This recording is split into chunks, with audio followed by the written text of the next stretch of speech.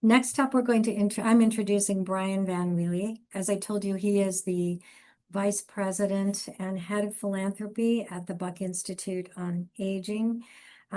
World-class scientists and doctors are working at the Buck Institute. So I will let um, Brian take it from here.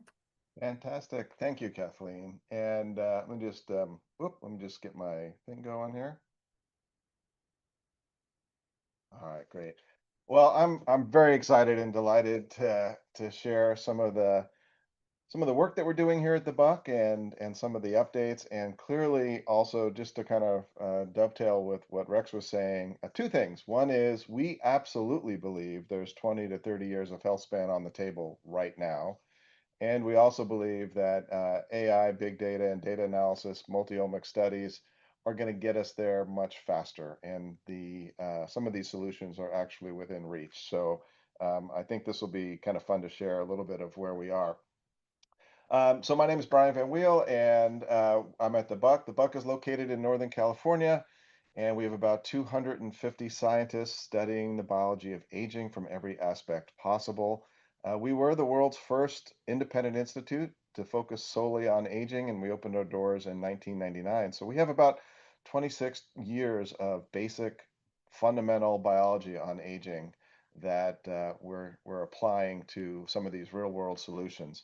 And so this is really the focus of the Buck. And it's while longevity is critical and important, we really are about health span. And we're really about looking at how can we compress the years of morbidity, which really are the years that you're dealing with one or more of the chronic conditions associated with aging. So today you can kind of see where we are. About, if you look population, and actually even worldwide, we begin to experience some of these chronic conditions from Alzheimer's and dementia and osteoarthritis, osteoporosis and obesity and type 2 diabetes and you name it, loss of muscle, sarcopenia.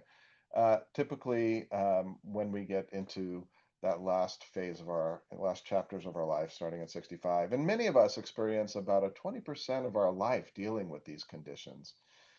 And when we think of longevity, we tend to think of, well, I don't really want to get super old because I don't want to have to deal with these conditions. And so the when you really think of longevity, we think of it as a combination of lifespan, the number of years you've lived and are on the planet, and health span, the percentage of those years that you are in good health. And that's our goal. Our goal is to extend that health span period and to compress that period where you're dealing with some of the chronic conditions associated with aging and maximize those years of health and vitality and purpose for as long as you can. And that really is what all of our researchers are focusing on. And it's super important because, as it turns out, when you look at all those chronic conditions, the number one risk factor for all of them is aging itself. These are conditions that the risk of having to face and deal with these conditions increases exponentially with age. And so the premise of the Buck and the premise of kind of the geroscience approach is that if we can actually understand how to age better, biologically, molecularly, at the cellular level, we actually could simultaneously improve our risk of getting any and all of these conditions. And so that's really what we're trying to focus on. So instead of taking a siloed approach to each disease, we're looking at the root level, trying to deal with what is causing these conditions in the first place and seeing if we can intervene at that level. And so you might have seen these hallmarks of aging. The field has identified these different kind of pathways into biological aging that influence accelerated aging and lead to some of these chronic conditions. And as it turns out, as we dysregulate in all these different areas, they actually lead to these chronic conditions. And I was mentioning about 93% of adults 65 or older in the US have at least one chronic condition, and 79% have two or more. It's just astounding numbers. I will say, and I think just to say what Kathleen was, the hope aspect of this, the good news is there really is the health span is something we can intervene. There's behavioral interventions and there's pharmacological interventions that really put health span closer at hand for us. And we can actually start pushing back these chronic diseases as we get older. And we'll talk a little bit more about that.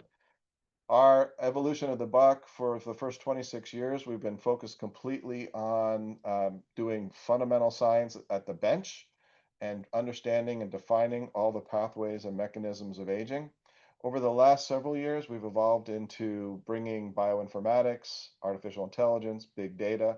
We'll talk a little bit about that. I want to share some of the recent breakthroughs. And then we've taken a large investment and direction in actually doing human clinical trials here at the Buck. So we started about 3 years ago. We have about 9 clinical trials going, about 1,000 people coming in and out of the Buck, and we are testing all of the breakthroughs and discoveries that we're seeing at the bench with humans and seeing how we can intervene and improve those healthy years of life. And so in many ways, this is sort of the virtuous circle that we're looking at. We do the basic discovery research. We see if we how it applies to humans. We also then are bringing this into the AI machine learning world, and that's informing the discovery research. We're identifying new targets, doing a deep dive, validating the science, and bringing it back to humans. And I think this is sort of the new model, I think, for discovery research in the aging field. One big move we made is we brought two of the world's leaders on biological systems research, as well as AI, Dr. Lee Hood and Dr. Nathan Price, to the Buck. They joined our faculty over the last couple of years, and they also wrote a great book, which I highly recommend, The Age of Scientific Wellness. And it really is this idea that personalized precision medicine is really within reach, but it needs to be driven by data. And so part of this concept of phenomic or multi-omic analysis is taking as many data points as we now can gather, which is millions from any blood sample, and using AI and big data to identify patterns and trajectories that would have taken years to figure out at the bench, and compressing that down into just days and months, and really starting to map a approach that is personalized and really precision based, because it turns out we're all very different, as we would expect. And what might work for you as an intervention for a cardiac condition or a brain condition might not work for me based on my microbiome, my genes, and all of the other factors that make us very unique people. One of the things we're working on very hard is this idea of a digital twin. So the concept here is, imagine if we can do all this deep data analysis and really profile somebody at the molecular and cellular level, including your genomics and your metabolomics and your proteomics and all of those things that are part of your system of biology that represent your own physiology, then we can actually create a digital twin, which would be super helpful from not only projecting where you're going based on your genes and your epigenetics and things like that, but also testing which medicines might work for you over others. It turns out, of all the top 10 medicines that are prescribed today in the US, they're efficacious for only really one or two out of every 10 people. We have population-based studies that show that these drugs work, but we don't know if they work for you. And because you're a very unique biological system. So having these digital twins can absolutely transform our approach to creating very precise and personalized medicine for every person. And so we've built a digital twin for mice models, and they are working extremely well. And we're building those now for humans too. And so this is one of the ways that we see AI probably transforming how we practice medicine. And hopefully, this information and these capabilities will become available fairly soon to practitioners and clinicians out there in the world. One of the things that also we're pretty excited about is we are competing in the X Prize Health Span. This is the $101 million really moonshot, which was based on some of the first X Prizes were around space travel and how do we get people, ordinary people, into space. And this is the health span version. 600 people applied for the competition, and they're now down to the final 40 semifinalists, and we're one of them. And we're doing the goal of the X Prize, which is again the absolutely transformative idea, is can we reverse aging by 10 years in someone with only 1 year of treatment? And so while this seems almost impossible today, the purpose and a mission of the X Prize is just to generate a wellspring of new ideas and technologies and innovations that will just move the field forward no matter what. But we actually feel we've got a really great approach. We're working with the University of Toulouse in France, and we're bringing a behavioral approach called ICOPE to our our clinics and for the trials for the X Prize, because we really do know from years and years of study that, as Rex was saying, those 15 or 20 years are on the table, and they're typically achieved through behavioral interventions and taking care of some of the low-hanging fruit, like senses and like your hearing and your sight, working on socialization and your feeling of being part of a community and having a purpose, and also working on frailty and balance and vitality, and bringing in a couple pharmacological elements like ketone esters, something that we developed here at the Buck.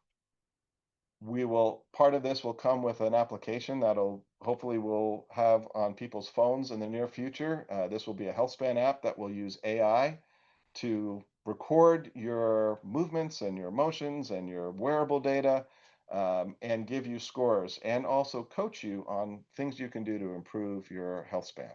And so that's coming probably in the next year.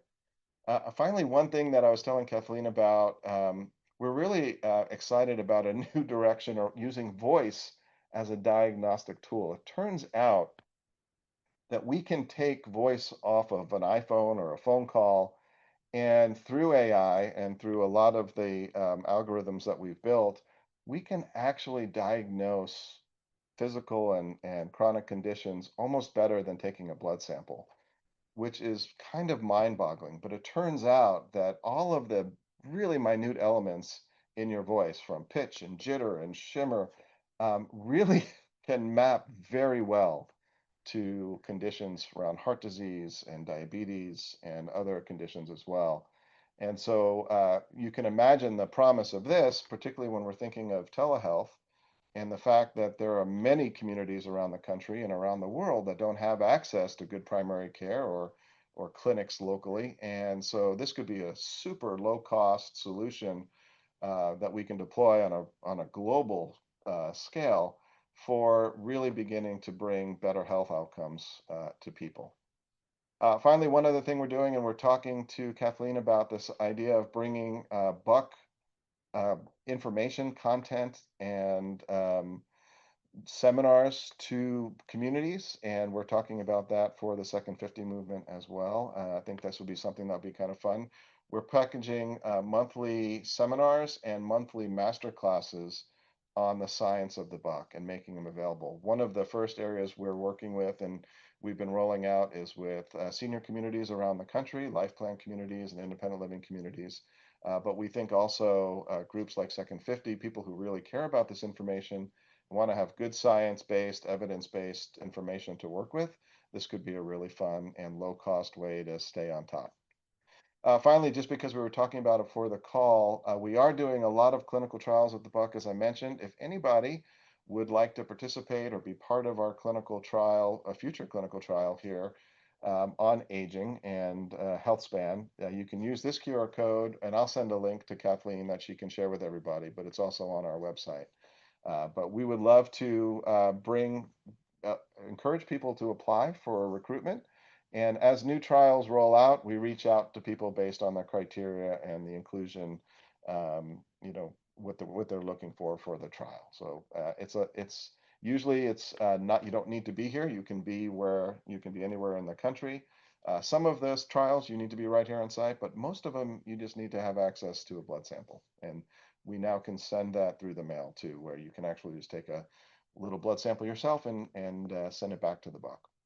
So that's it. I just wanted to share some of the updates of what's happening here at the Buck, and really how AI is really changing and driving how we approach health span and longevity. Thank you so much, Brian. I'm sure everyone on this meeting feels as fascinated and excited as I do. Every time I talk to you, it's something new and it's awesome. Thank you again.